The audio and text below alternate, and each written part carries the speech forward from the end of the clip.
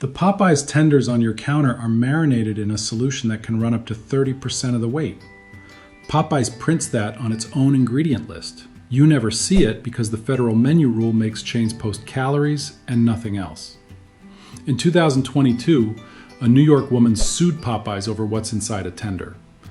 But the cheap chains aren't the problem. The one you trust most is. 3 of these 12 are worth your money, including a stand founded in 1952.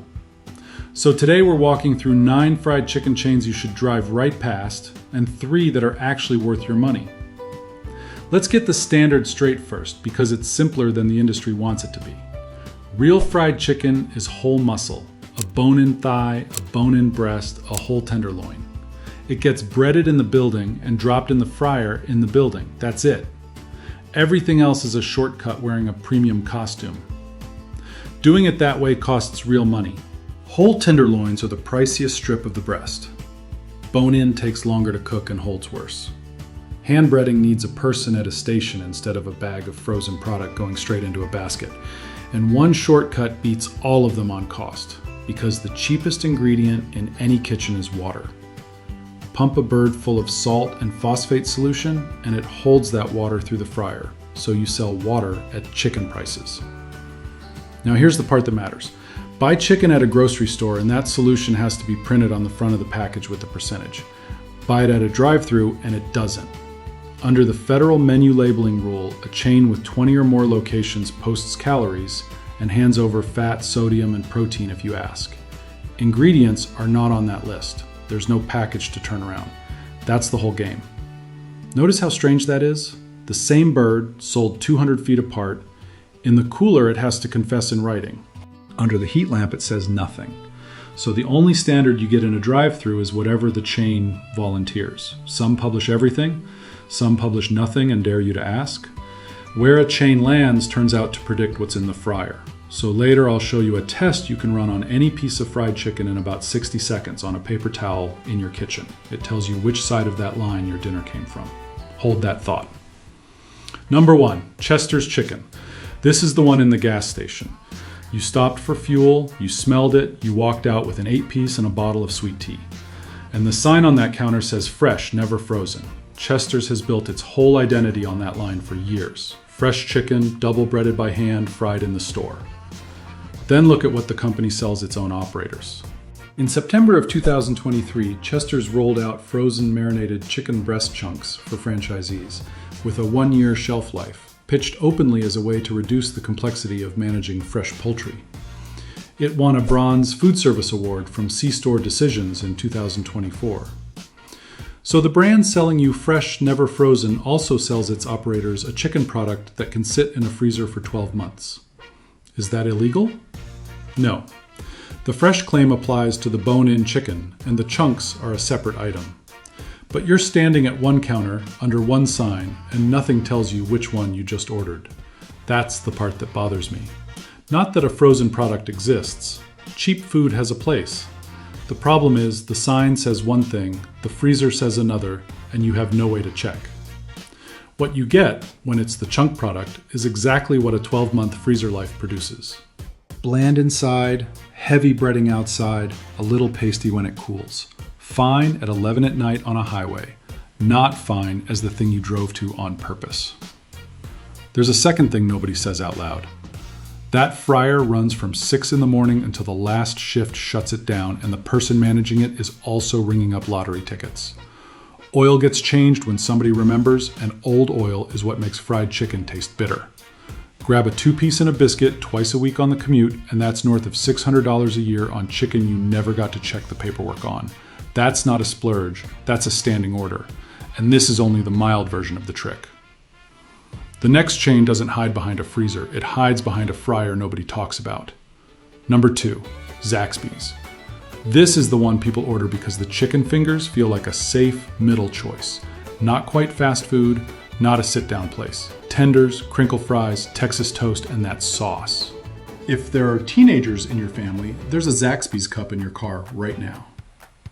So look at what Zaxby's actually publishes. Their own nutrition and allergen guide says the food is fried in a blend of highly refined soybean oil, and that items are prepared on shared equipment with menu items that may contain milk, eggs, fish, shellfish, tree nuts, peanuts, wheat, soybeans, and sesame.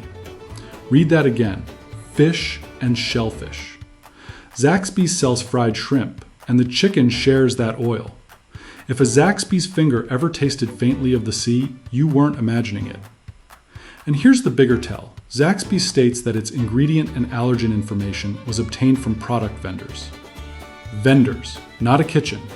The chicken arrives as a finished spec from a supplier, and the company passes along whatever the supplier wrote down. There is no published ingredient statement for a Zaxby's finger anywhere. You cannot look it up. Neither can I. Customers noticed the drift before any of this. On Reddit, the two complaints that keep repeating are that the fingers have gotten smaller and that the chicken tastes like it came out of old oil, burnt, flat, a little bitter at the edges. One longtime customer went back to the Kickin' Chicken sandwich after a few years away and said the buttery, toasty thing he remembered is gone. Shrinking portions are the quiet version of a price increase, and they work because nobody carries a ruler. You don't notice a finger got shorter. You notice that 4 used to fill you up and now 5 don't. A finger plate lands in the $11 to $13 range in most markets. Once a week, that's around $600 a year on a product whose ingredient statement does not exist in public. Not hidden, not redacted, never written down anywhere you can reach. Remember that vendor line, because the next chain took the same idea and made it a policy. Number 3, Bojangles. This is the southern one. Cajun filet biscuit, seasoned fries, and if you grew up between Charlotte and Charleston, it tastes like being 15. That's exactly why it belongs here. Bojangles will not tell you what's in it, won't specify the secret spice blend, won't publish an ingredient list at all. In 2016, the advocacy group US Perg and food blogger Vani Hari gathered more than 12,000 signatures asking Bojangles to publish its ingredients. They gave advance notice, drove to the Charlotte headquarters, and asked for a meeting. Bojangles did not open the door. No meeting, no statement, no list. The only ingredient information that ever reached the public came out sideways. In 2017, a whistleblower photographed the ingredient panels printed on the supply boxes inside a Bojangles kitchen and sent the pictures to a blogger. That's it. That's the entire public record on what's in a Cajun filet. Photos of boxes, taken by an employee 9 years ago. They're banking on the fact that nobody asks a biscuit for its paperwork. And to be fair, the food is not the villain here. The silence is. Every other chain on this list at least prints something you can argue with. Reviews have gotten rough about it too. The recurring line is that the recipe changed and the tenders went downhill, with one reviewer calling the newer chicken items absolutely vile. The other complaint is inconsistency, that 2 Bojangles 40 miles apart don't produce the same sandwich. The company gave you nothing to check that against. You can't compare a formula to a formula. You can only compare a memory to a Tuesday. A Cajun filet biscuit combo sits around $9 to $11 in most southern markets. 2 breakfast runs a week is roughly $1,000 a year on a product whose most recent public ingredient information is cell phone photos of cardboard boxes from 2017. That's not a food problem. That's a respect problem. If this is already saving you from a bad drive-through run, do me a favor and hit subscribe. We publish one of these every week. Number 4, Buffalo Wild Wings. This is the one on the TV wall on a Sunday with a basket of boneless wings in front of you. And boneless wings are not wings. They are cut from chicken breast, breaded, fried, and tossed in sauce. They are, functionally, nuggets with a good agent. A man named Ayman Halim sued over exactly that. He ordered boneless wings at a location outside Chicago and argued the name was deceptive. On February 17th of 2026, U.S. District Judge John Tharp Jr. threw the case out. The court said reasonable consumers understand boneless wings to be a style of preparation, not a claim about anatomy, and pointed out that nobody buying chicken fingers expects fingers, or a hamburger expects ham. The opinion even noted that Buffalo Wild Wings sells cauliflower wings in the same menu section, and that no reasonable person believes cauliflower has wings. So Buffalo Wild Wings won, cleanly. And that is the part worth sitting with. A federal court has now confirmed on the record that the word wing on that menu carries no obligation whatsoever. It's decoration. Which means when you pay wing basket prices for breaded breast trim, you have no argument. You had no argument the whole time. The product itself gives it away if you're paying attention. Bone-in wings have skin that crisps and meat that pulls off in strands. Boneless wings come out uniform, soft in the middle, and the sauce is doing most of the work. Once you see it, you cannot unsee it. Now put the two side by side on the menu. Boneless and traditional sit in the same price neighborhood, but breast trim is a cheaper input than whole wings. That's exactly why the boneless category exists. A 20-piece boneless order with fries lands in the $22 to $28 range. Do that twice a month through football season, and you've spent a couple $100s on breaded breast trim a federal judge has now told you was never promising to be a wing. But the next chain charges you more per bite than any of them, and it does it with a straight face. Number 5, Wingstop. This is the one you order for the group. 10 wings, fries, a dip, a drink, and Wingstop is better than average on sourcing. The company has said publicly that it buys fresh, never frozen, bone-in wings year-round rather than jumping in and out of the frozen market. Credit where it's due. That's a real cost they carry. Now look at the receipt. A 10-piece wing combo runs about $19.19 on Postmates and about $20.39 through DoorDash in Los Angeles. Strip out the fries and the drink and you are still paying somewhere close to $2 per wing. A wing weighs about 1.5 ounces with the bone in, so you are paying roughly $20 a pound for chicken wings that reach you in a paper bag. If you do the group order once a week, that's a little over $1,000 a year on wings. Not on dinner, on wings, fries, and a soda. And the boneless option has the same problem Buffalo Wild Wings has. Wingstop's boneless wings are breast meat, breaded, sauced, sold in the same numbers as the real ones, at prices in the same neighborhood. Same trick, nicer building, better music. What makes this particularly frustrating is that Wingstop does the hard part right. They pay for fresh wings when frozen is cheaper. They cook to order. Then they hand the whole value of that reputation straight back to themselves at the register. And wings are the cut where you can feel the math. There's barely any meat on a wing. That's the appeal. But it means you're paying for bone, skin, and sauce by weight, and at $2 a piece, you're close to the per pound price of a decent steak. The tell is the drum versus the flat. Real bone-in wings arrive mismatched. Some fat, some scrawny, because they came off different birds.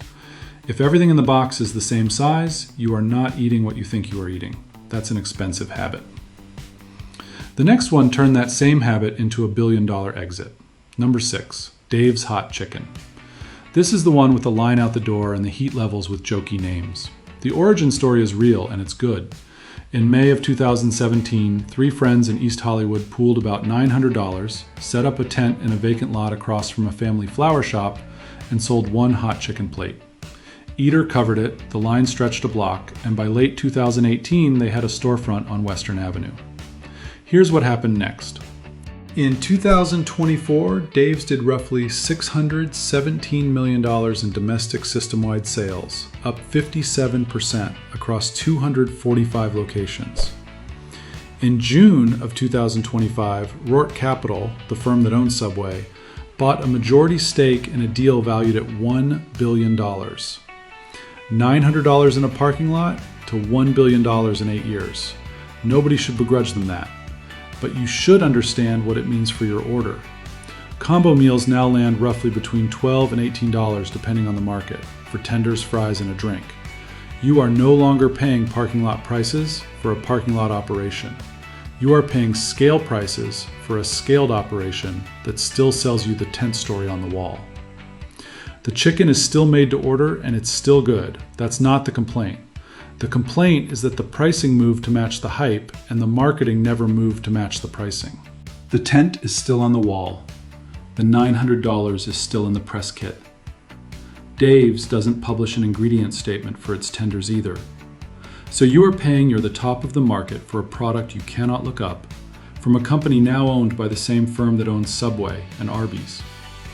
2 tenders, fries, and a drink at around $12 a week is more than $600 a year. Fine if the food justifies it. Just know you're buying it on trust, and the people you're trusting changed in June of 2025. Now, the next brand is the one people defend in the comments, and it publishes more than anyone on this list. That's exactly what makes it worse. Number 7, KFC. Start with something surprising. KFC's bone-in original recipe is the cleanest thing on this list. In the company's own ingredient listing, dated January 6th of 2025, original recipe chicken reads as fresh chicken breaded in wheat flour, salt, monosodium glutamate, spices, dehydrated garlic, milk ingredients, and dried egg white.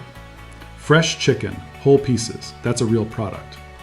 Now turn to the tender on the same document. Original recipe tender reads as chicken tenderloin, water, rice starch, sodium phosphate, salt, monosodium glutamate. There it is, water and phosphate, printed by KFC, in KFC's own paperwork. Same brand, same counter, same fryer. One item is chicken, the other is chicken plus a solution engineered to hold water through the heat.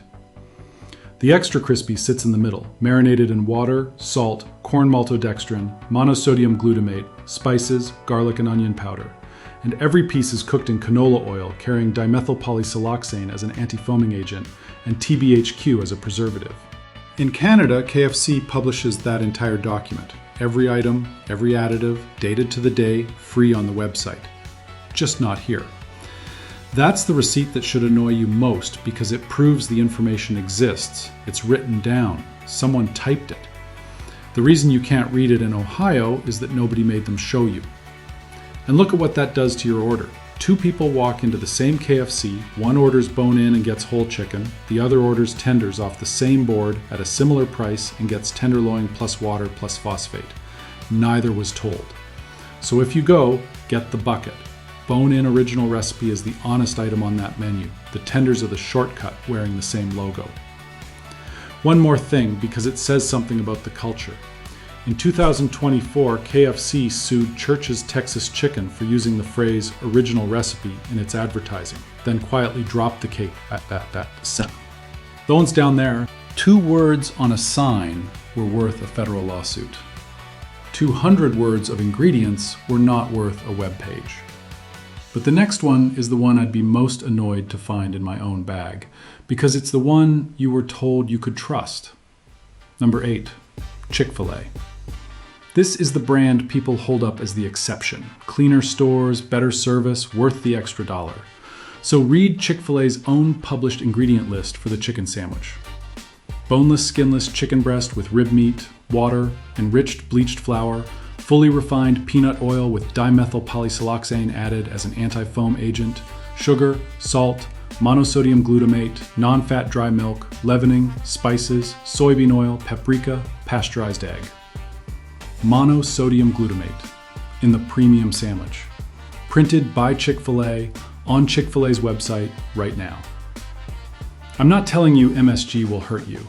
I'm telling you the chain with the most wholesome reputation in American fast food is pulling the same flavor lever as the gas station. Then there's the promise they walked back. For years, Chick-fil-A advertised no antibiotics ever.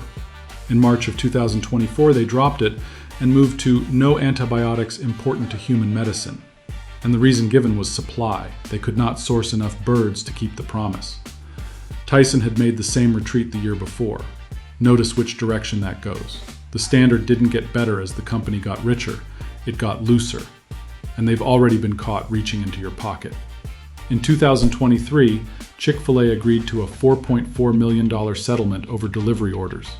The claim was that app prices were marked up 25 to 30% for delivery without disclosure. So the same 30-count nuggets cost $5 or $6 more than the identical pickup order.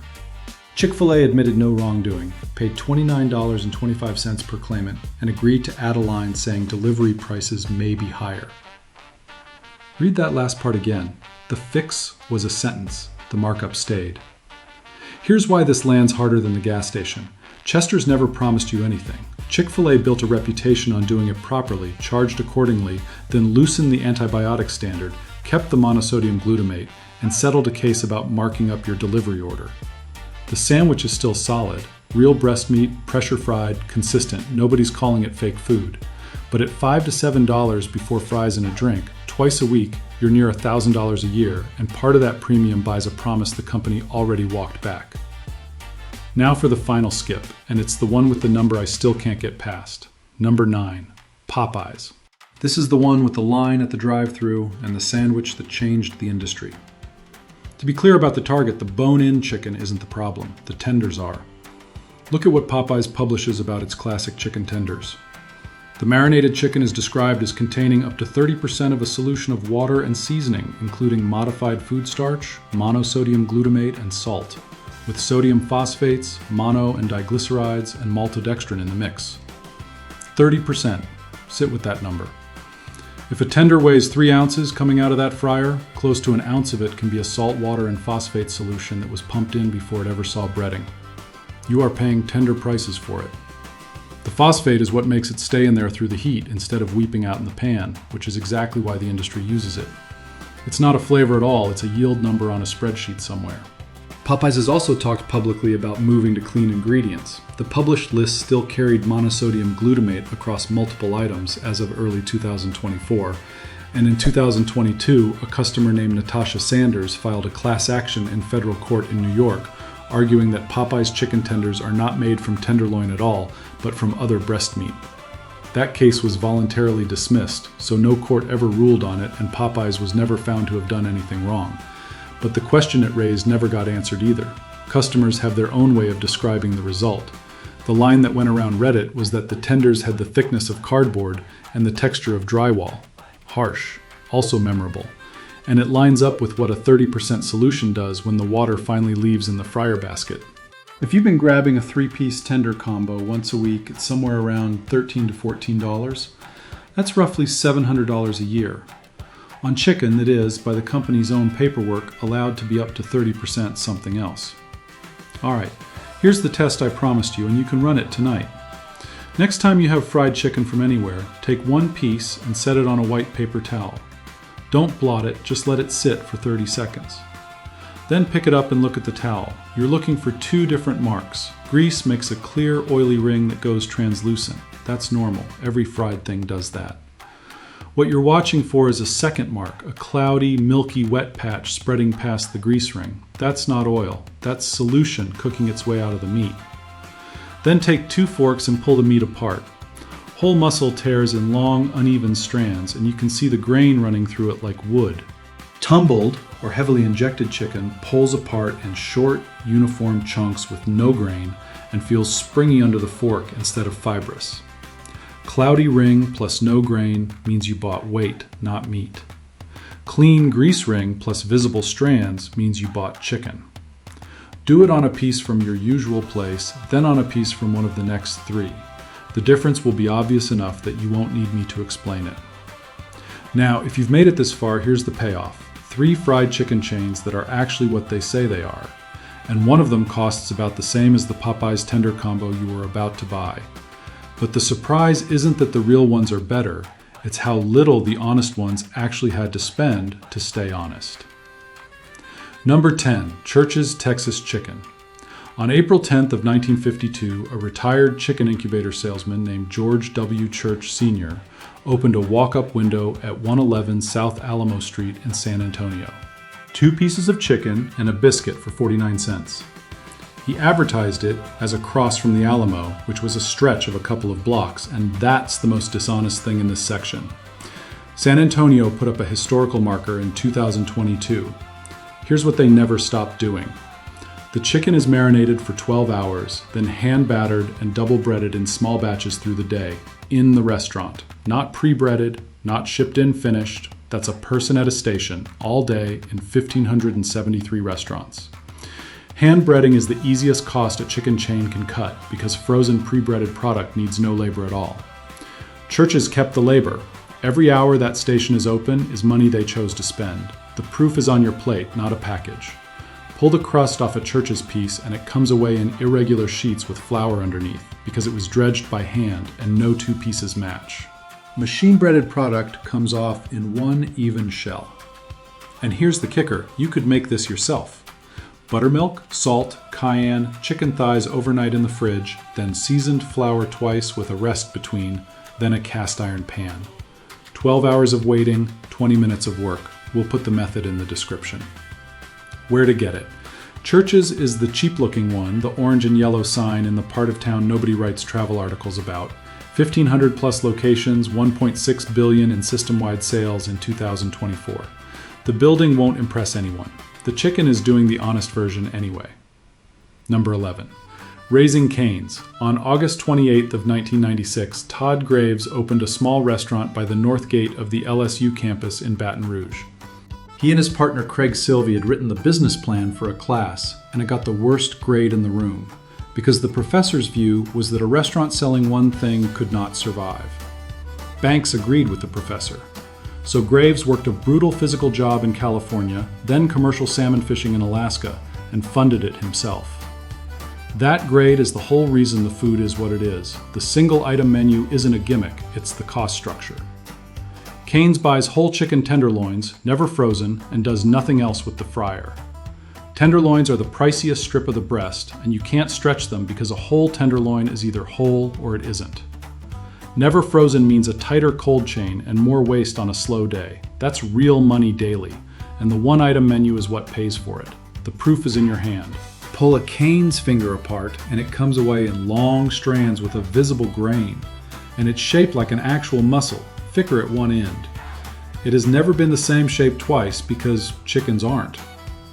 What people actually say about it is not that it's fancy, it's that it's consistent.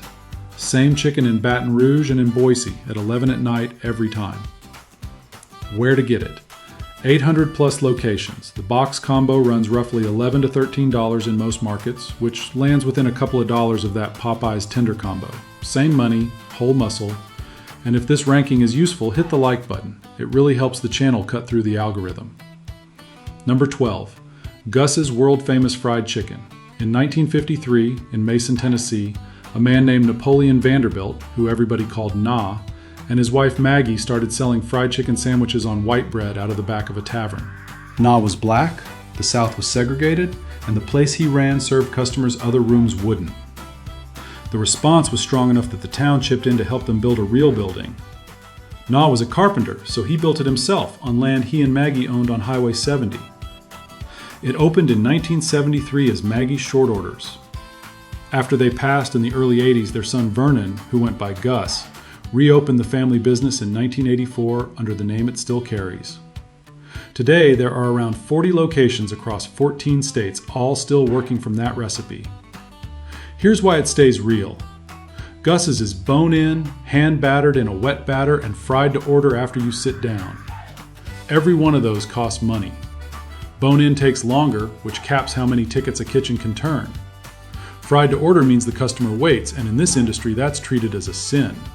They do it anyway, because the alternative is holding cooked chicken under a lamp, and that's the moment fried chicken stops being fried chicken. The proof is the wait. If a place hands you a bone-in order in 90 seconds, it was cooked before you walked in. If they say 15 minutes, that's not bad service, that's the receipt. Where to get it? It's a sit-down room, paper towels on the table, a wet orange-red crust that stains your fingers, not a drive-thru.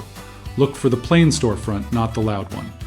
Here's the one thing worth remembering. Popeye's own ingredient list says its classic chicken tenders can be marinated in a solution running up to 30% of the weight, and no rule requires anyone to tell you that at the counter. The worst of the 9 is Popeye's, charging premium tender prices for a product its own paperwork allows to be nearly a third solution. The best is Gus's, where one family has fried bone-in chicken to order for 70 years and never found a reason to stop. So here's your move this week. One piece, white paper towel, 30 seconds.